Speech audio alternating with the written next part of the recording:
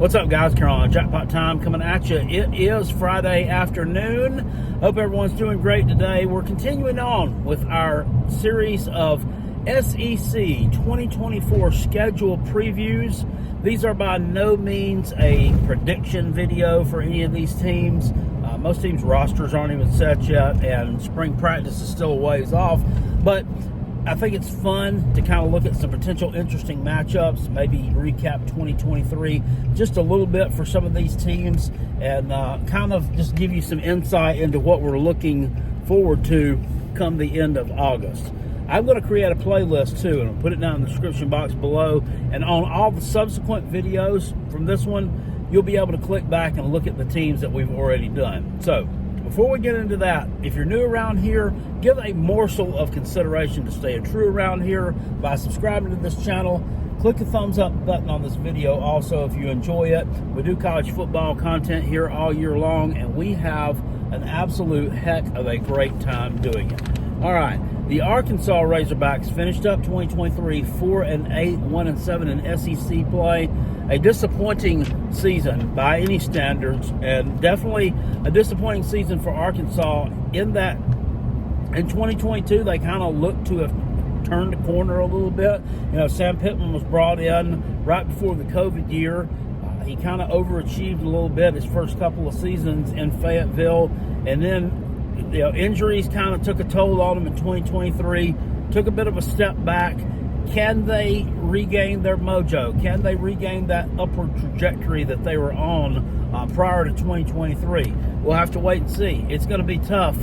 They're losing some decent players, especially to the transfer portal, and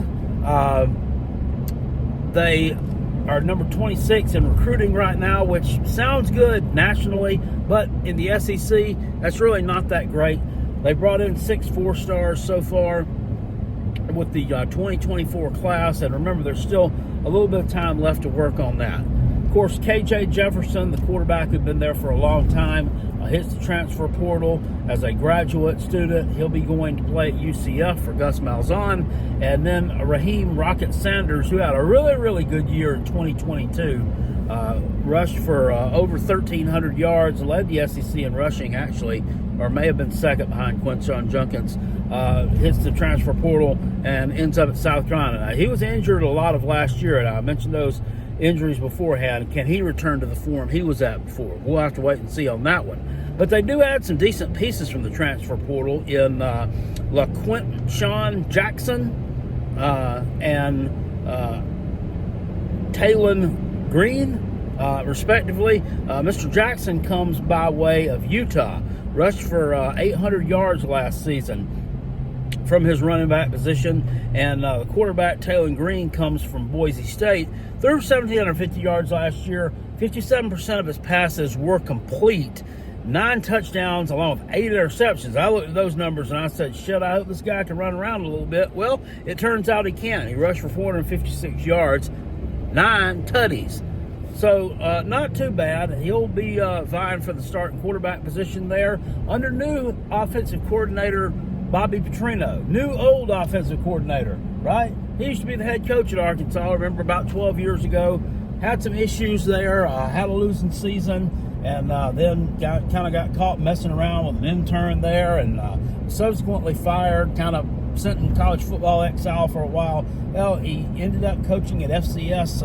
Missouri State did a pretty good job there, and last year, before the season, was hired to be the offensive coordinator for Jimbo Fisher at Texas A&M. Everybody thought that those two personalities would clash a lot, and that he and Fisher wouldn't get along. They'd have some kind of big blow up because, as everybody knows, it's been around for a while. Jimbo Fisher liked to be a control freak over his offense. Well, that didn't ever really happen, but success also never really happened at Texas A&M last year. Jimbo Fisher was let go, and subsequently Bobby Petrino was as well. So he lands at Arkansas. Probably a last-ditch effort for Sam Pittman to save his job.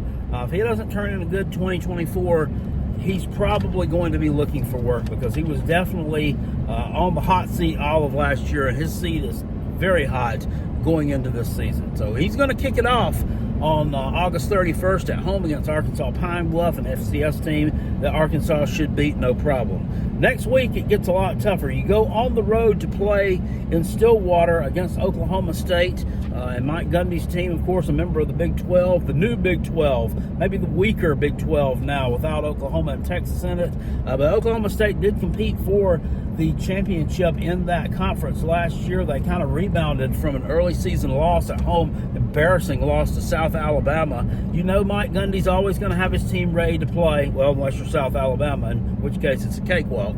And these two teams apparently have had a rivalry at some point in time because Arkansas leads this series 30-15. However, they haven't played since 1980. So they played a lot of games early on in the day of college football.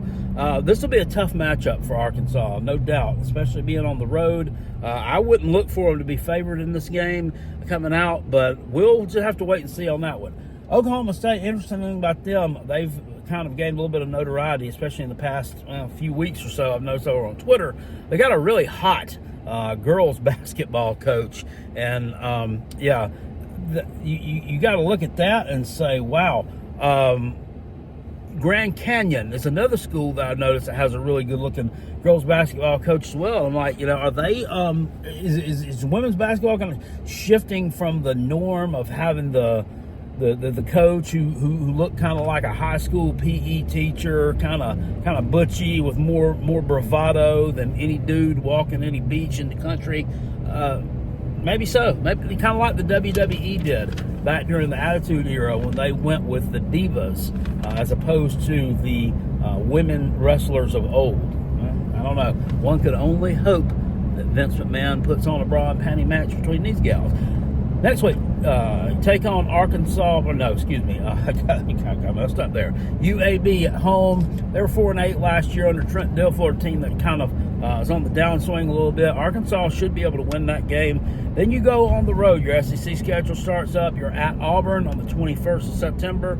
Of course, Hugh Freeze looking to kind of right the ship there. This year, having kind of a disappointing up and down season. Lost a bowl game to Maryland. Kind of disappointing there. I think they'll be better this year. On the 28th, you are in the neutral site game against Texas A&M, kind of a rivalry game. Why that's not played on the college campuses, I'll never know. Hopefully, when the new SEC schedule's really starting to full swing, that will be changed up because this is stupid. On the 5th of October, you go on the road, or no, excuse me, you're at home against Tennessee. Well, it doesn't matter at home or on the road. That's going to be a tough game for you. Then you're finally off on the 12th. Now, everybody has 2 off weeks this year, just the way the calendar falls. I don't think it's going to become a staple going forward, but we will have to see. You're going to need that because next week you're back at home against LSU, another team that will be a formidable foe for you. Their defense should be shored up with the addition of Blake Baker from Mizzou. And then you're going on the road the next week to take on Mississippi State on the 26th. The new head coach, Jeff Lebby, down there, looking to get the Mississippi State ship righted. On the 2nd, you're back at home against Ole Miss. That's going to be another tough game for you. Lane Kiffin's bringing that team in there. They got a ton of hype coming into 2024. They got a ton of hype now in January. So I can only imagine what it's going to be like when talking season finally gets here towards the end of the summer. Ole Miss at home versus Arkansas. Then you're off, and that's a good that you're off. There's a stretch of tough games there, but you got to come back home the next week and face Texas, a team that was in the college football playoffs this past year. You've beaten them in 2021 and 2014. But all-time, Texas leads you 56-23 in the series. You were big rivals, supposedly, back in the old Southwest Conference. But at a 56-23 edge, this doesn't look like a rivalry. It looks like more of a domination. Speaking of the transfer portal, that was homage to the man who won't use it. Y'all didn't catch that. On the 23rd, you're back at home against Louisiana Tech, a Group of 5 team that wasn't very good last year. You should be able to handle business there. And then on the 30th, you are on the road at Mizzou. That's your rival. SEC kind of forced those two to be rivals together when new permanent opponents were announced many years ago. But it's kind of stuck because these two teams don't like each other. And Arkansas has been Mizzou's toilet not just geographically, but on the football field as well. They've owned you about the past 10 years or so. Although, for some reason, Arkansas still thinks they're a better program than Mizzou. Just not seeing it. They're going to be good again this year. Hey, to tell you, Eli Drinkowitz is recruiting really, really well. And they've brought in some key pieces in that transfer portal. Also, he's lost a couple of decent assistant coaches. But, it's been a while. Like, teams are like rating Mizzou's staff now. That's what happens when you're a middling team, like a Mizzou, like a South Carolina, like a Kentucky, like an Arkansas. When you start getting good, better teams are going to come, and not only are they going to pick apart your roster via the transfer portal, they're also going to pick apart your coaching staff. So kind of I guess, backhanded compliment in some ways, but Mizzou's really, really good last year, and I expect them to be pretty good this year as well. Let me know down in the comment section what you think about Arkansas in the upcoming season. Like I said, no way, shape, or form are we predicting the season here, but just looking at that, that's a tough schedule. There's 3 manageable non-conference games on there, but I mean, other than that, the game at Oklahoma State is going to be really tough. I mean, that's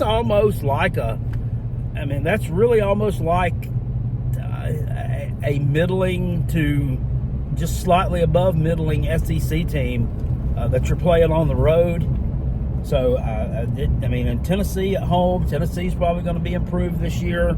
Texas at home, at least you do get your tougher games at home. And the weird thing about this schedule is, in contrast to the one that we looked at the other day with Alabama, you play both Mississippi schools back to back.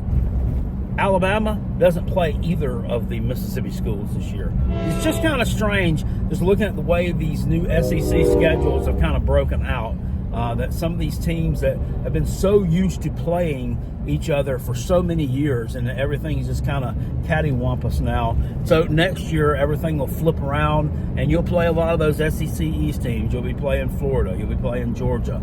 You'll be playing South Carolina. Well, not SEC East teams, but former SEC East teams. Y'all get my drift on that. Anyway, hope you enjoyed this video, guys. Hit the thumbs up on it if you did. I will see you all later. I appreciate you.